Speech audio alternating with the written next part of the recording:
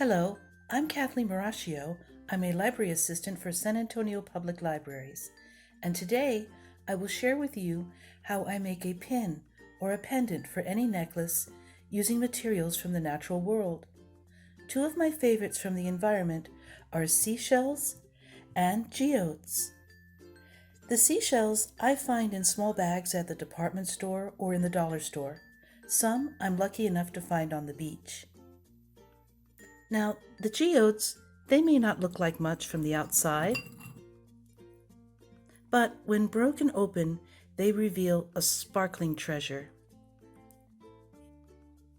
I find a bag of 6 for about $12 online, each one the size of a small orange. Some are white like this one, while others are naturally other colors. An amethyst is a geode. I may choose to keep the piece natural, as with this pin I made earlier. Or I may choose to imbue the crystal structure with permanent ink using an eyedropper. And in this way, I color the crystalline structure in such a way as not to cover up the light reflective surfaces. Here is the result.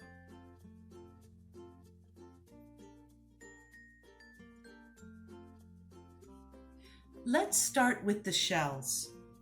I did this one earlier, but as you can see, the hole is a little low on the piece. That means that the jump ring I'll need to string this onto a necklace would have to be large. It would have to cover a lot of space.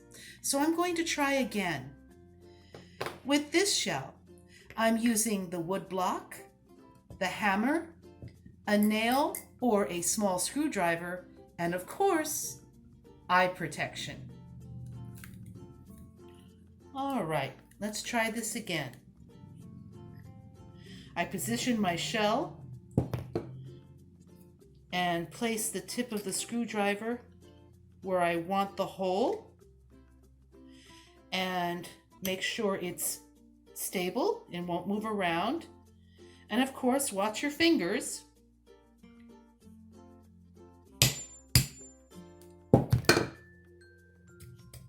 And success. Next, we'll work with the geode.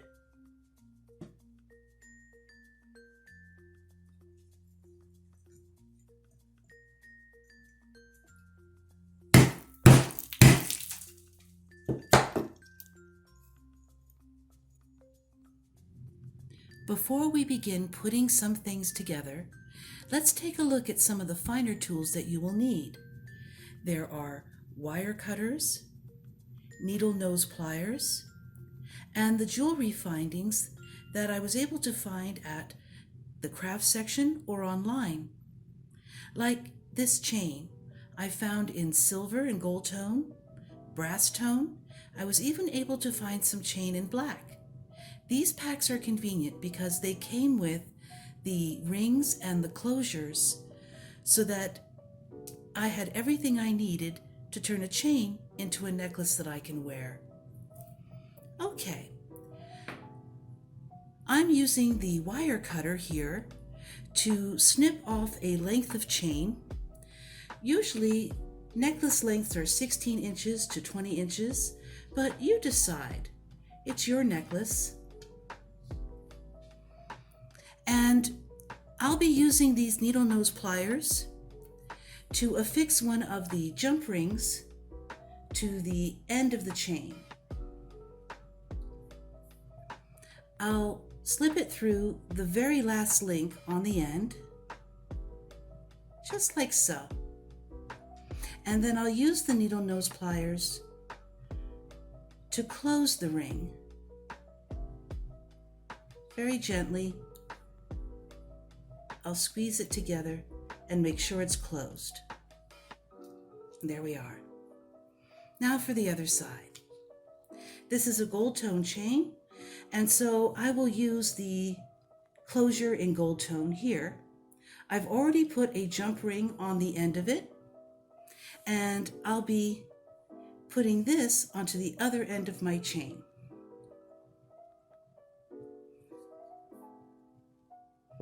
Sometimes it's easier to just use your hands, if not the pliers themselves. Once I have those two items together with the use of this jump ring, I'll take the pliers again and close that jump ring by squeezing it from either side. And there we have it, a chain that is turned into a necklace that I can now wear.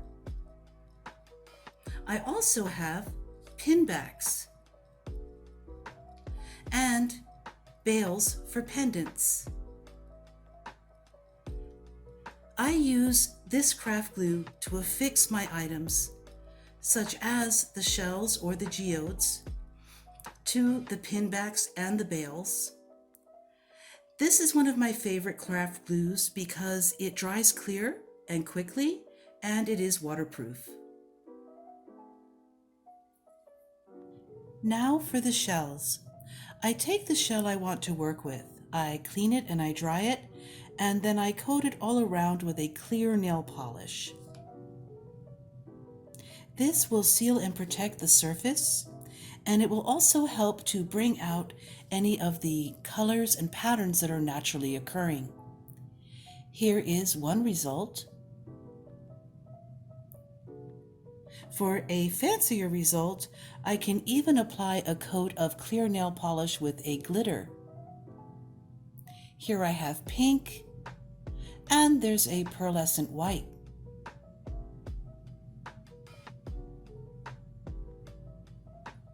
Here is the result.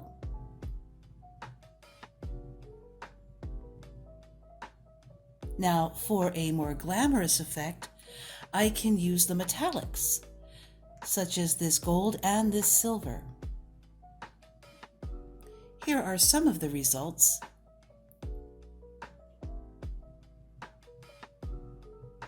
And in silver.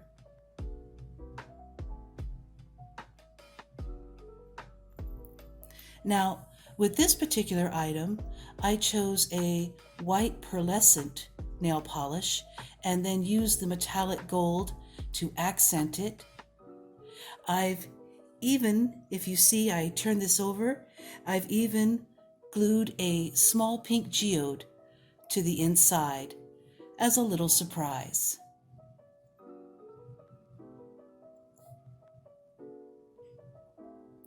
As for the geode pieces, they are most interesting when taken as they are, with their rocky surfaces and their uneven edges. This helps create depth and for the crystalline surface to be able to shine from multiple angles.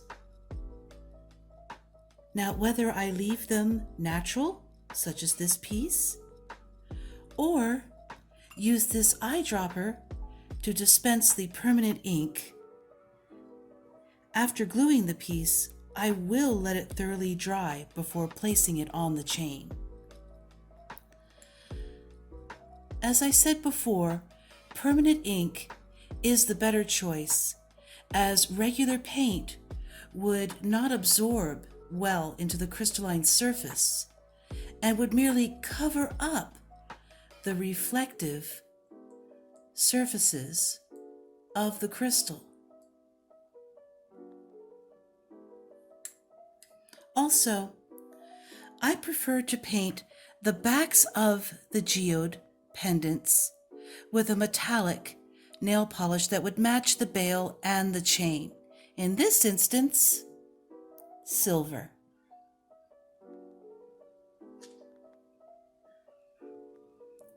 You can explore our online catalog to find materials such as these with great ideas and techniques to help you make your own individual and beautiful jewelry creations. For more information, visit mysapl.org or call 210-207-2500.